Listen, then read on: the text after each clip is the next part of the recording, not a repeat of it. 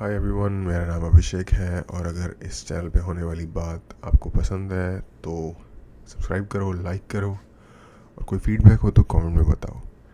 यहाँ हम चीज़ों के बारे में बात करते हैं, इंटेलेक्चुअल तरीके से कोशिश करते हैं बात करने की, उनको डिकोड करने की, उनको एक पर्सपेक्टिव में देखने की। हिस्टोरिकली अगर मुझे कुछ पता है उन चीज़ों के बारे में, कोई इन्फॉर्मेशन या कोई कॉन्टेक्स्ट, उसको शेयर करने की। और किस तरीके से शायद किसी इशू को बेहतर समझा जा सकता है इन बातों में। आज मैं सोच रहा था अभिजीत चावड़ा जी की एक वीडियो देखते हैं जिसमें कि वो बात कर रहे हैं कि जब पार्टीशन हुआ 1947 में तो रिफ्ट काफ़ी ज़्यादा आ गया था हिंदू मुस्लिम्स के बीच में। उस वक्त तक एक्चुअली 1935 के बाद ज़्यादातर चूतियापा शुरू हुआ, लेकिन खैर एनीवे 1947 तक हालात थोड़े ख़राब थे। तो क्या पार्टीशन हो गया ये अच्छा था या सिविल वॉर हो जाती ये अच्छा था? अब यहाँ पे एक्चुअली ये जो क्वेश्चन पूछा गया है, इस क्वेश्चन में एक एजम्पशन है कि अगर पार्टीशन नहीं होता तो सिविल वॉर हो ही जाती, जो कि पर्सनली अगर मेरे से पूछा जाए तो मैं कहूँगा कि मुझे नहीं लगता कि सिविल वॉर हो जाती अगर पार्टीशन नहीं होता, क्योंकि बहुत सारे हालात ख़राब होने के बावजूद भी लोकल सिविल वॉर होने के लिए ये ज़रूरी था कि कुछ डिसाइसिव एक्चुअली। और एक मिनट, थोड़ा सा मैं I think I am getting ahead of myself. Civil war actually हुई पार्टीशन के साथ भी। जो 1 मिलियन बंदा मर गया ना इस पार्टीशन के जो मूवमेंट के दौरान, जो लोगों ने एक दूसरे से एक कंट्री से दूसरी कंट्री में जाने में जो मूवमेंट की, उसके दौरान जो 1 मिलियन बंदा मर गया वो क्या था? वो जिसको क्या कहते हैं सिविल वॉर, उसी की एक डिफरेंट शक्ल थी ना। जेनोसाइड हो गया दोनों साइड, जो बंदे जो भी माइनॉरिटी ग्रुप था। आई थिंक सिविल वॉर से ज़्यादा घटिया, मोरली ज़्यादा घटिया सिचुएशन थी वो सिविल वॉर से भी, कि जब आपने किसी बंदे को अकेला निहत्था पाया, उसको आपने मार दिया, एक ग्रुप ने एक इंडिविजुअल्स को या कुछ थोड़े से लोगों को, एक हुजूम ने। बट एनीवे, वीडियो देखते हैं और उसके साथ साथ बात करेंगे। Do you think a full-blown civil war in 1947 would have been a far better option than the creation of Pakistan and the subsequent wars, rifts, riots, etc. that we have had? That's a great question. So, how do we approach मैं भी यही सोच रहा this था। issue? Do we have any historical precedents? So, think about it this way. In the United States, they've had a lot of presidents, right? And they don't have any official father of the nation kind of figure. But the one person who comes closest to the father of the nation for the American people is Abraham Lincoln. And he is also considered to be their greatest president. He's the one person, I mean, US presidents are known to have done all kinds of nasty things. But among all of the US presidents, he's the one person who is reputed as a person of great integrity. He's the one who comes closest to being a saint. So I'm talking about. I think ये ना US के बाहर का perspective है। American लोगों के लिए शायद जो उनका सबसे ज़्यादा रिस्पेक्टफुल पर्सन है वो कोई एक बंदा वैसे तो नहीं है। अमेरिका में लोग कहते हैं founding fathers.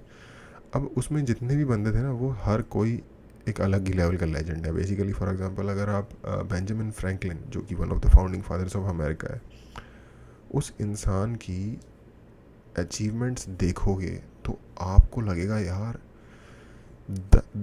10 of the all time greatest लोगों की अचीवमेंट उस एक बंदे ने अकेले ले ली। सोचो, वो अमेरिका जैसी कंट्री का फाउंडिंग फादर है और वही बंदा है जिसने इलेक्ट्रिसिटी को डिस्कवर किया। समझ रहे हो? मतलब एक होता है डिस्कवरी की, डिस्कवर करने की भी रेंज होती है ना चीज़ों की। उसने एक बहुत ही अप देयर आग डिस्कवर करने जैसी चीज़ है यार, ये पहिया डिस्कवर करने जैसी चीज़ है। समझ रहे हो ना? टॉप की 10 डिस्कवरीज में से एक। तो बट एनीवे, मैं किसी और ही दिशा में निकल गया। तो फाउंडिंग फादर में से एक बंदा है जॉर्ज वाशिंगटन, जिसके नाम, जो बेसिकली फर्स्ट प्रेसिडेंट था यूएस का, जो $1 बिल होता है उस पर उसकी फ़ोटो होती है। तो मुझे पर्सनली लगता है कि मोस्ट अमेरिकन जो है वो उसको सबसे ग्रेटेस्ट प्रेसिडेंट मानते हैं। पहला प्रेसिडेंट भी था और वो भी एब्राहम लिंकन का मेन काम रहा है साउथ में से स्लेवरी को इरेडिकेट करना, और इनके इस स्टेप की वजह से जो आपने सुना होगा सिविल वॉर हुई थी अमेरिका में नॉर्थ और साउथ के बीच में 1861 से लेके 1865 के बीच में, वो इन्होंने ही लीड किया था, बहुत ज़बरदस्त लीड किया अमेरिका को, इन्होंने बैक डाउन नहीं किया, इन्होंने बहुत ही मतलब जैसे कह सकते हैं ना कि एक man of a character, real America जो एक गुड क्वालिटीज़ है वो सारी एम्बॉडी करने वाला बंदा, तो वो ये थे। जैसे मैं बात कर रहा था फ्योडोर डोस्टोयेव्स्की की, मैं अक्सर बात करता हूँ कि वो इंसानों से थोड़ा ऊपर है, समझ रहे हो, जो सिद्ध पुरुष, जैसे बुद्ध क्या है, जैसे भगवान बुद्ध है, महात्मा बुद्ध है, जो बुद्ध मतलब जो थोड़ा सा उठ गया है, तो मैं उस कैटेगरी में जिन लोगों को रखता हूँ ना, उसमें से ऑफ कोर्स मैं फ्योडोर डोस्टोयेव्स्की को भी उस कैटेगरी में रखता हूँ, और मैं अब्राहम लिंकन को भी उस कैटेगरी में रखता हूँ। इन्होंने कितने मिलियंस एंड मिलियंस लोगों की ज़िंदगी, अगर आज कोई बंदा ना नॉर्थ कोरिया को आज़ाद करवा दे, तो तब जो लेवल का अचीवमेंट होगा वो इन्होंने किया था, अपना हर कुछ दाव पे लगा के, जान तक, और फाइनली जान चली गई इनकी उसी की रीज़न की वजह से। Abraham Lincoln over here.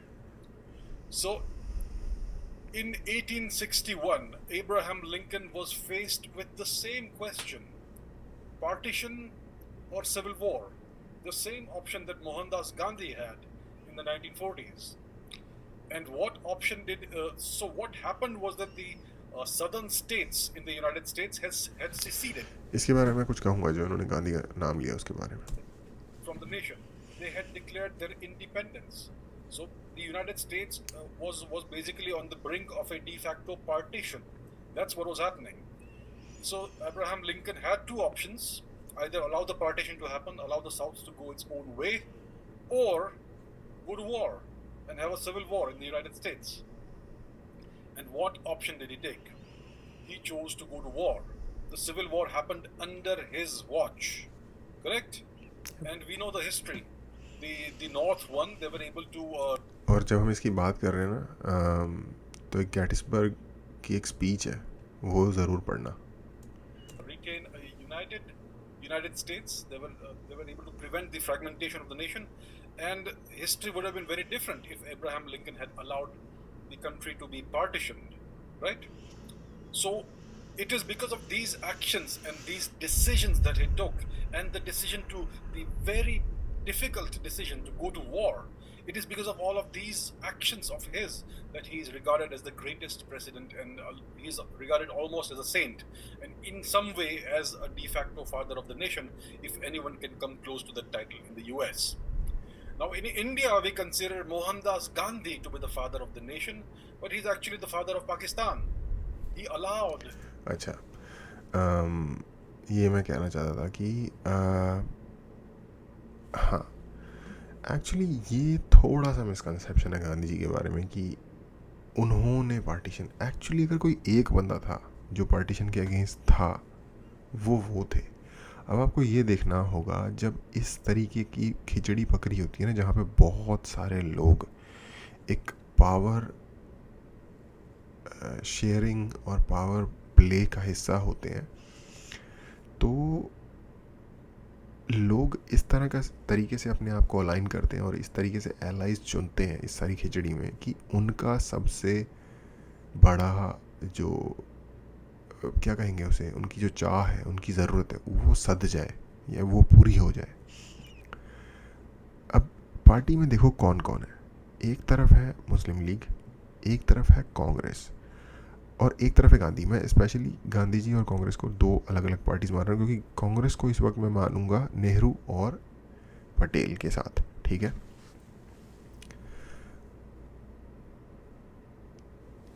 Jinnah partition चाहता था, ठीक है, नेहरू और पटेल नहीं चाहते थे, बट वो आज़ादी ज़्यादा चाहते थे पार्टीशन ना हो इस चीज़ को चाहने के मुकाबले। तो बेसिकली जिसे कहेंगे डिफ़ॉल्ट तरीके से वो भी चाहने लग गए। अंग्रेज़ चाहते थे क्योंकि उनको एक बफर स्टेट चाहिए था सोवियत यूनियन और इंडिया के बीच में, क्योंकि उनको पता था कि अगर ये बफर स्टेट उन्होंने नहीं बनाया तो एक ही बन जाएगा ये। एक और चीज़ कही जाती है कि सोवियत यूनियन को वार्म वाटर्स, जो कि अरब सी है, क्योंकि सोवियत यूनियन के जितने भी पोर्ट्स हैं चारों तरफ, सोवियत यूनियन कहीं से भी ऐसी जगह ओशन से नहीं लगता जहाँ 12 महीने पानी खुला हो, यानी कि पानी जम ना जाता हो सी में, तो उनको आइस ब्रेकर्स यूज़ करने पड़ते हैं। तो एक ये कहा जाता है कि सोवियत यूनियन वार्म वाटर्स, जो कि अरेबियन सी, इंडियन ओशन ये है, यहाँ तक का उसको एक्सेस मिल जाता इंडिया के थ्रू। इसलिए ब्रिटिश चाहते हैं कि इंडिया हो जाए डिवाइड, एक बफर स्टेट बन जाए बीच में। तो डिसीजन फाइनल गोरों ने लेना है। अब गांधी जी चाहे ये चाहें या ना चाहें, अब ये देखो कि गांधी जी की पावर कहाँ से आ रही है। गांधी जी की पावर आती थी आंदोलन से, यानी कि डायरेक्ट जो लोग हैं ज़मीन पे उनसे। ठीक है, आपने अक्सर सुना होगा पार्टीशन यूं चुटकी बजा के हो गया। जो एक रेडक्लिफ बंदा है, जो सिरिल रेडक्लिफ, जिसने ये इंडिया पार्टीशन की लाइन बनाई है, ब्रिटिश गवर्नमेंट सर्वेंट था, कभी इंडिया नहीं आया अपनी ज़िंदगी में, आया 3 महीने से 2 महीने के बीच में उसने लाइन बनाई, खींच के चला गया। अब इसका क्या रीज़न हो सकता है? हो सकता है कि वो बिल्कुल अनबायस्ड हो, ये रीज़न हो सकता है। हो सकता है ये रीज़न कि उनको डिडंट गिव अ शिट कि क्या होता है यहाँ पे उनके जाने के बाद। वो बस ये मेक श्योर करना चाहते थे कि ये अपनी लड़ाई में लगे रहें और रशिया ब्लॉक हो जाए। ठीक है, तो जब ये सब इतनी जल्दी में हो गया तो गांधी जी को, अब यार देखो, जब पब्लिक को रैली करना होता है तो टाइम लगता है। ठीक है, और पाकिस्तान वाले और जो मुस्लिम पब्लिक थी, जो मुस्लिम लीग को जो सपोर्ट करते थे, वो तो रैली होने नहीं वाले। और एक बात यह है कि मुस्लिम्स में भी 2 ग्रुप थे, एक जो इकट्ठा रहना चाहते थे, एक जो पार्टीशन करके उधर जाना चाहते थे। ठीक है, अब गांधी ने एक्चुअली एंड तक, इनफैक्ट वो सत्याग्रह पे भी बैठ गए कि डिवाइड नहीं होने वाला, लेकिन उन्होंने जल्दी जल्दी रफा दफा करके निपटा दिया काम। अब नेहरू और कांग्रेस पार्टी ये सोच रही थी कि क्या कहते हैं, जो भी मिल रहा है इस वक्त ले लेना चाहिए, क्योंकि अगर हमने अंग्रेज़ों से नहीं लिया और इन्होंने ये बहाना कि यार तुम डिसाइड नहीं कर पा रहे, ये सोच के रुक गए, तो हमें फिर इंडिपेंडेंस नहीं मिल पाएगी। क्योंकि सेकेंड वर्ल्ड वॉर जस्ट 2 साल पहले ख़त्म हुई थी। बाद में उस वक्त इंग्लैंड की हालत पतली थी। बाद में इंग्लैंड धीरे धीरे रिकवर हो जाएगा तो फिर वो शायद ना आज़ाद करे, उसको लगेगी नहीं यार, एम्पायर को कंटिन्यू रख लेते हैं, इंडिया को सब्जुगेशन में रख लेते हैं। ये कांग्रेस सोच रही थी। वो लोग तो चाहते ही थे कि पार्टीशन हो जाए, जो मुस्लिम लीग और उसके लोग थे।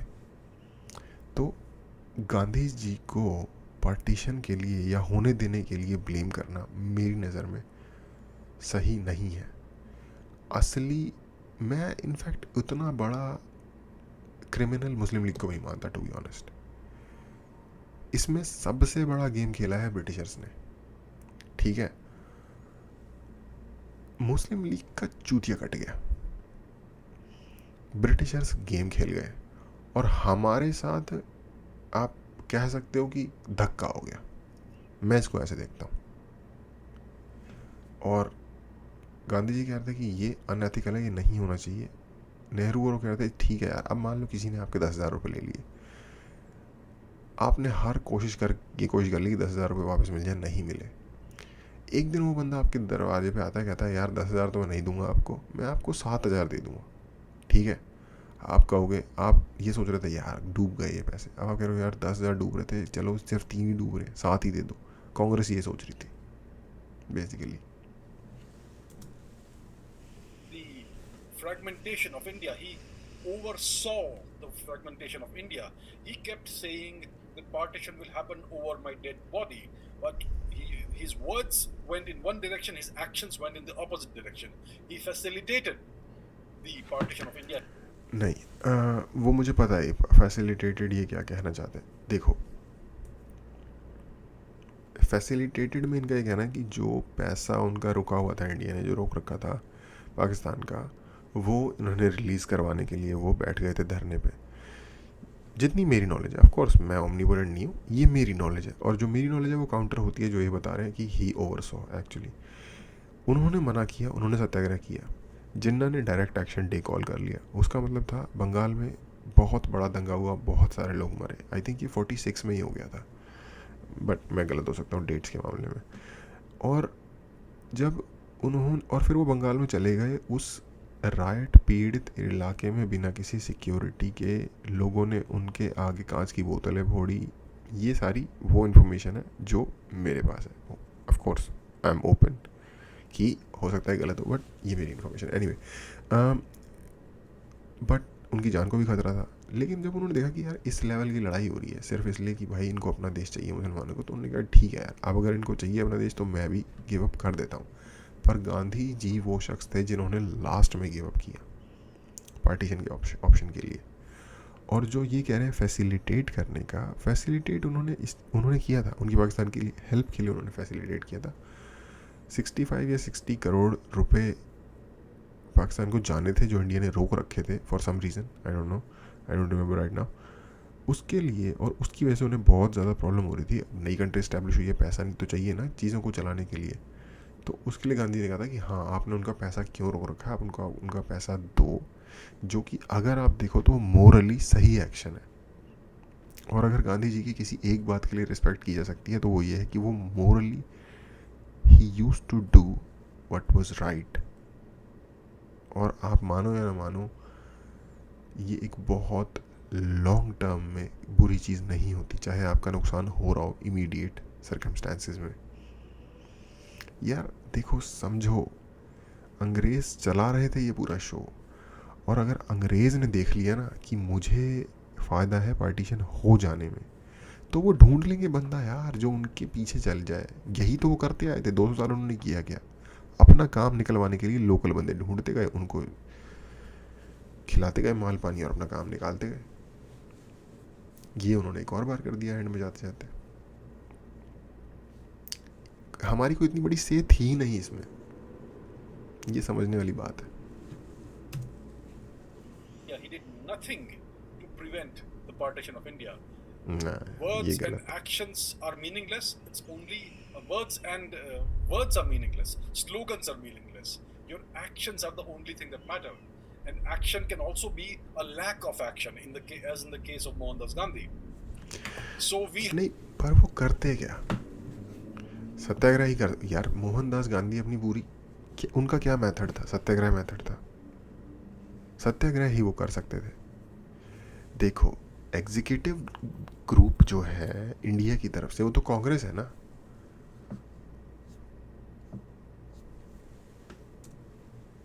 had the partition of India without consulting the people of India. It was never put to a vote. There was never a referendum. There was not Constitution of India at the time, which would prevent a referendum. So there was definitely the option of having a referendum and asking the people of India whether they were willing to give up land, their ancestral land, which has been part of India for thousands of years. So the democratic option was never exercised. Mohandas Gandhi did not believe in democracy, and the country was broken up. And what happened next? हाँ ये बात ठीक है कि हाँ Gandhi ji believe नहीं करते democracy में। वो एक तरीके की केओस नहीं कहना चाहिए, बट हर बंदे को उसकी करने की आज़ादी होनी चाहिए, ये कुछ इस तरीके के उसमें बिलीव करते थे। वो गांव का जो ओरिजिनल पंचायत सिस्टम होता है काइंड ऑफ, उसके जैसा बिना पंचायत, जिस तरीके से गांव में लोग रहते हैं उस तरीके का कोई सिस्टम चाहते थे, जो कि अगेन हर बंदे की सोच होती है अपनी, क्या कह सकते हैं। मैं एग्री नहीं करता उस बात से।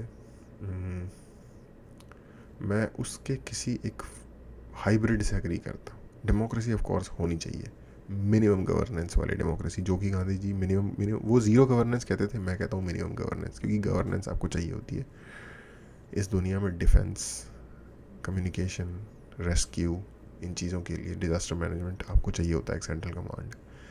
तो वो मैं उनसे एग्री नहीं करता उस चीज़ पे गांधी जी से। वो कहते थे ज़ीरो गवर्नेंस होनी चाहिए, मैं चाहता हूँ मिनिमम गवर्नेंस होनी चाहिए, इतना फ़र्क है। लेकिन अगेन एक पॉइंट और है, कोई रेफरेंडम नहीं हुआ था, बट गोरों ने कहा था कि जिन एरियाज से मुस्लिम लीग जीती है वो उनको दे दिए जाएंगे, और जिन एरिया से कांग्रेस जीती है वो उनको दे दिए जाएंगे। बट कभी वो ये रेफरेंडम नहीं था, उन्होंने मुस्लिम लीग को लीड करने के लिए वोट किया था। जिन लोगों ने मुस्लिम लीग को वोट किया था, ये करने के लिए नहीं कि पाकिस्तान बन जाए या फिर डिवाइड हो जाने के लिए। लेकिन इसमें एक और पॉइंट ये है कि मुस्लिम लीग का जो मैनिफेस्टो था वो यही था कि हमको अगर वोट दोगे तो हम काम करेंगे आज़ाद देश बनाने के लिए, मुसलमानों के लिए डिफरेंट देश बनाने के लिए। तो अगर आप ये कह सकते हो कि अगर आप रेफरेंडम करवाते भी तो भी वो लोग रेफरेंडम में हाँ में वोट दे देते, ये कहा जा सकता है। बट हाँ, टेक्निकली कोई रेफरेंडम नहीं हुआ स्टेट चुनने के लिए। We know what ये इन्फर कर लिया गया इलेक्शन के रिजल्ट से। happened. We have been at war with Pakistan ever since. It's sometimes an open war, sometimes an undeclared war. Usually it's proxy warfare and terrorism from Pakistan's side, and India just sits there and takes it. And now the war is, I mean, both sides have nuclear weapons, so it's a nuclear armed civil war essentially. So this is a continuation of the civil war. Gandhi said that I want to prevent violence. Well, to prevent violence in 47, he ensured there will be violence until 2020 and further. ये भी एक चीज़ है, violence को prevent करने के लिए लिए गए एक्शन हमेशा अपने साथ ज़्यादा वायलेंस लाते हैं। हिस्ट्री इस बात की गवाह रही है। हथियारों के बारे में एक चीज़ कही जाती है कि हथियार जितने ज़्यादा होते हैं ना आपके पास, वो इस बात की गारंटी होती है कि लड़ाई नहीं होगी। क्योंकि जब आपके पास सबसे ज़्यादा हथियार होंगे ना, फॉर एग्जांपल अमेरिका ना चाहे तो अमेरिका से कोई ना लड़े, क्योंकि अमेरिका सबसे बड़ा गुंडा है। कौन जाके लड़ेगा उनसे? पागल है, किसी का दिमाग खराब है। So I think that there are times when there are just causes for warfare. There are times when violence is called for. In the Mahabharata, Lord Krishna tried his best to negotiate a settlement and prevent the war. And when everything failed, he exhorted Arjuna and his side to go to war. This is a just war. Forget about everything that happened in the past. You have to do what you have to do. Just do your duty. That's it. So that's the thing. I mean, this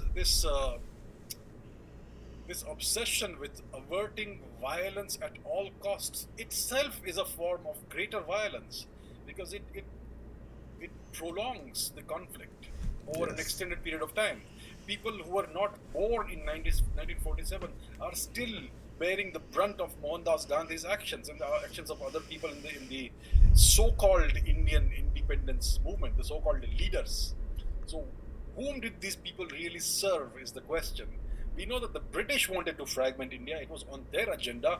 Jinnah was just a pawn, and so was Mohandas Gandhi, who was a larger pawn. So the partition is what the British wanted. They knew that they had to leave India anyway. There was nothing left to extract from India. India was destitute. It was impoverished. All the wealth had been extracted away.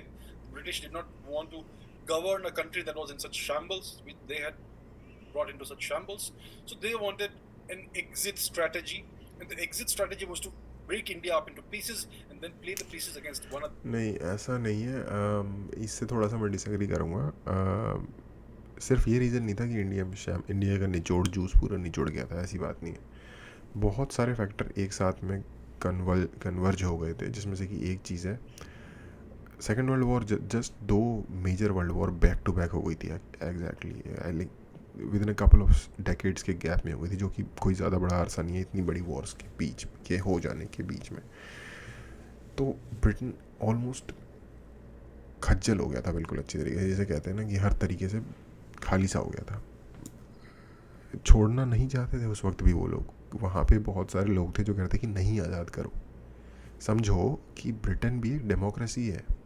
Of course monarchy उन्होंने रखी हुई है show के लिए, but अंदर तो parliamentary system से ही चलता है ना।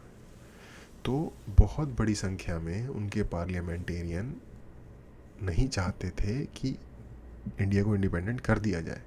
बिल लाया था उन्होंने अपने पार्लियामेंट में, independence of act, bill of India, independence of India. बहुत हर कोई थोड़ी उनकी पार्लियामेंट में सपोर्ट कर रहा था उस बिल को। और यही डर था कांग्रेस को कि अगर उनको वोट्स ना मिले या उन्होंने बैक डाउन कर लिया, अपना मूड चेंज कर लिया, तो फिर गई इंडिपेंडेंस टल जाएगी, इसलिए जो मिल रहा ले लो। तो ये चीज़ है।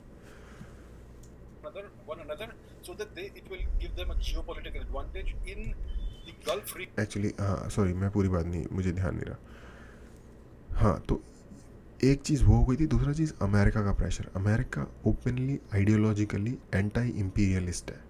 लोग उसको इम्पीरियल पावर मानते हैं बहुत सारे जो उसके अगेंस्ट हैं, बट अगर आप पढ़ोगे अमेरिका के बारे में आपको पता चलेगा कि जो अमेरिकन प्रेसिडेंट्स हैं वो जो एक कॉलोनियलिज्म, यूरोपियन कॉलोनियलिज्म है उसके बहुत ज़्यादा अगेंस्ट होते थे हमेशा ही। चाहे वो आइजनहावर हो, चाहे वो क्या नाम है उसका, रूजवेल्ट हो, ये सब लोग इसी तरीके से सोचते थे, ठीक है। और जब स्पेशली रूजवेल्ट, और क्योंकि देखा जाए तो अमेरिका खुद एक कॉलोनी था ना ब्रिटेन की, तो ऑफ कोर्स उसको फ्लैग बियरर बनना ही था इसके अगेंस्ट,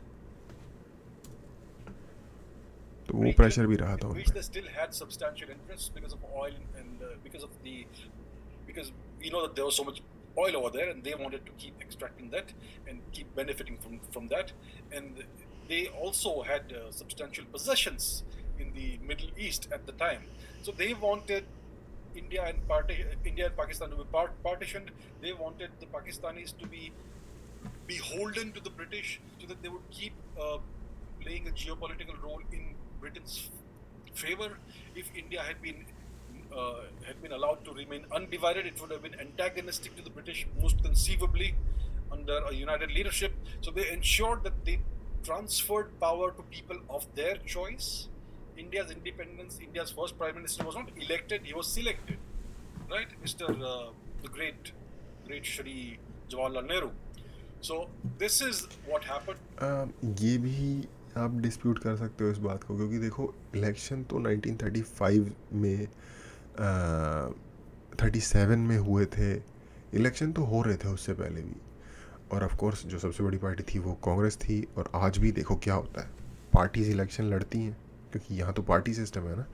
इंडिया में जो डेमोक्रेसी है वो पार्टी स्टाइल वाला डेमोक्रेसी है, तो पार्टीज इलेक्शन लड़ती हैं, फिर जो पार्टी सबसे ज़्यादा सीट्स ले जाती है लोकसभा में वो पार्टी डिसाइड करती है आपस में जो उनका, कि उनका प्रधानमंत्री कैंडिडेट कौन होगा। कई बार वो पहले से डिक्लेयर कर देते हैं, कई बार वो नहीं डिक्लेयर करते हैं, पहले से जीतने के बाद बताते हैं डिसाइड करके कि कौन बनेगा। तो हाँ, टेक्निकली आज़ादी के बाद दोबारा इलेक्शन नहीं हुए, लेकिन ये समझ के कि ऑलरेडी कांग्रेस क्या इलेक्शन जीती हुई है, जो लास्ट इलेक्शन हुआ है, तो कांग्रेस में जो लीडर, जो कंटेंडर होगा, लीड ऑफ कोर्स वो नेहरू थे उस टाइम पे, तो उनको बना दिया गया प्रधानमंत्री। अब इसमें आप ये कह सकते हो यार, अब ये भी एक अजीब बहस है कि जिन्ना बनना चाहता था प्रधानमंत्री इसलिए नहीं हुआ या क्या। तो इसमें कह सकते हो कि हाँ पावर प्ले चला है, और वो चलेगा यार। कोई भी बंदा, किसी भी बंदे को अगर आप सर्वगुण संपन्न मानते हो कि भाई वो तो देवता आदमी है, इसमें कोई बुराई नहीं होगी, ऐसा नहीं है। हर बंदे की अपनी खुद की बुराइयाँ होती हैं। फॉर एग्जाम्पल डॉस्टोयेव्स्की को मैं कह रहा हूँ कि वो एक इंसान से ऊपर का बंदा था, बट उनको भी लत थी, उनको जुआ खेलने की लत थी फॉर एग्जाम्पल। तो हर बंदे में कमियां होती हैं। ये हम पागल ही होगा कोई जो ऐसा सोचेगा कि अरे ये बंदा तो परफेक्ट है या फिर ये बंदा पूरा ही बुरा है। But independence was actually not. It was a transfer of power from one set of crooks to another set of crooks. And so that's the answer. Would a full-blown civil war in 47 have been better? Conceivably, yes. Finish it off once and for all, right? Whatever issues are left behind from the tumultuous history of partition, of the British occupation and the previous Turkic occupation, all that, deal with it once and for all and move on after that, instead of prolonging it and moving it forward slice by slice, cut by cut, blow by blow, as it's happening right now. So this matter is still unresolved. This so-called violence that Gandhi hoped to avert, it's still going on. It has taken the form. ये चीज़ बिल्कुल ध्यान रखना, ये individual भी apply होती है। जब भी आप कोशिश करोगे वायलेंस अवॉइड करने की, वायलेंस ज़्यादा होगा। इसका एक बहुत ही इंडिविजुअल लेवल का एग्जांपल समझो। क्लास में जो बुली है, आप उसको बुली के साथ लड़ाई करना अवॉइड करके उससे आप लाइक दबते चले जाओगे, वो आपको डोमिनेट करता चलेगा, वो आपको कंटिन्यूअसली हरास करेगा। इस मुकाबले के कि वो एक बार आप उसके साथ खुल्लम खुल्ला एक साथ ही लड़ाई कर लेते, आप हार भी जाते ना लड़ाई में। उसको आपने 2 भी मारे और उसने आपको 50 भी मारे, तो भी वो जो 2 उसके पड़े हैं ना, वो उसको आपने मारे हैं उसके मुंह पे 2 घूंसे, 2 पंचेस। ये आप रखते हो अपने पास, ये एक मेडल ऑफ ऑनर है। और उसको पता है कि ये बंद, इसको मैं तंग करूँगा तो ये मारेगा। 2 तो पड़ गए ना उसके, नहीं तंग करेगा तो कुछ नहीं पड़ेगा, तंग करेगा तो 2 फिर भी पड़ सकते हैं। तो नहीं होगा वायलेंस अगली बार। और यही अप्लाई होता है बड़े लेवल पे भी। Of at least 4 major wars, then so much bloodshed has happened because of proxy warfare and whatnot. इससे मैं एग्री The करता हूँ Pakistani totally. occupation of Balochistan and Kashmir, parts of Kashmir, and parts of the Pashtun territories and Sindh. It's brutal, it's oppressive, and this is what the British engineered, and this is what the so-called great leaders of India's independence movement facilitated. So I think it would have been better for India to have dealt with the matter once and for all in 1947 instead of prolonging it unnecessarily and pointlessly like it's been done right now. Do okay you think if तो हाँ, मैं agree करता हूँ जो इन्होंने कहा वो ज़्यादा बेटर ऑप्शन था, ये जो 2 ऑप्शन दिए गए हैं इनमें से। पर एक्चुअली ये 2 ऑप्शन थे ही नहीं हमारे पास। हमारे पास आई मीन दूसरा ऑप्शन था ही नहीं हमारे पास सिर्फ या तो फैसला करो, आपस में डिसाइड करो, या पार्टीशन करना है कि नहीं करना, ठीक है। ये हमें डिसाइड करना था मुस्लिम लीग और कांग्रेस को। तो इसका कभी इनके थ्रू हल आ ही नहीं पाया, और फाइनली वो क्योंकि माने नहीं तो फिर इनको मानना पड़ गया कि ठीक है चलो आपकी बात सही है, कांग्रेस को, इस डर में कि ये नहीं होगा। तो पहली बात तो हमारे पास ऑप्शन ही नहीं था उस चीज़ का, हम उस ऑप्शन तक पहुंच ही नहीं पाए। और दूसरी बात कि मैं उनको क्रूक्स नहीं मानता जो आए थे, क्योंकि अगर देखो यार, अगर नेहरू की गवर्नमेंट क्रूक थी ना, तो उसके बाद कौन सी ऐसी गवर्नमेंट आई है जो उससे बेटर हो। मेरी पर्सनल ओपिनियन में मुझे शास्त्री जी की गवर्नमेंट, जो कि नेहरू के बाद 2 ही साल के लिए प्रधानमंत्री बने, लाल बहादुर शास्त्री, मुझे अब तक के सबसे अच्छे प्राइम मिनिस्टर वो लगे हैं, क्योंकि उन्होंने नेहरू की जो इकोनॉमिक पॉलिसीज़ थी जिन्होंने कुछ फ़ायदा किया लेकिन काफ़ी नुकसान भी किया, उनको ओवरटर्न करना शुरू कर दिया था। और उनको अगर ज़्यादा टाइम मिलता तो वो ज़रूर और एक वॉर हो गई 65 में उनके टाइम पे, नहीं 65 में या हाँ 65 में, तो अगर उनको मौका मिलता तो वो ज़रूर थोड़ा, जैसे कहते हैं, कंट्री को थोड़ा ले जाते सही जगह पे, अगर उनकी सडनली मौत ना होती तो। उसके बाद हाँ ऑफ कोर्स मुझे मनमोहन सिंह पसंद है, क्योंकि इकोनॉमिकली उन्होंने बहुत अच्छा काम किया है। मोदी जी जनरल फ्रंट पे अभी तक ठीक रहे हैं, बट इकोनॉमिक फ्रंट पे मैं बहुत ज़्यादा डिसअपॉइंट हूँ। ऑफ कोर्स उसमें कोरोना और दूसरे इफ़ेक्ट्स भी मैटर करते हैं, लेकिन ये एक डिफरेंट बहस है। होपफुली शायद अगर इकोनॉमिक पॉलिसीज़ थोड़ी सी बेटर बनाई जाए तो हो सकता है चीज़ें, जो कि अब शायद लग रहा है क्योंकि मोनेटाइजेशन वगैरह का प्लान आ रहा है। बट एनीवे वो एक डिफरेंट ही टॉपिक है। इसे ख़त्म करते हैं आज। देखने के लिए थैंक यू।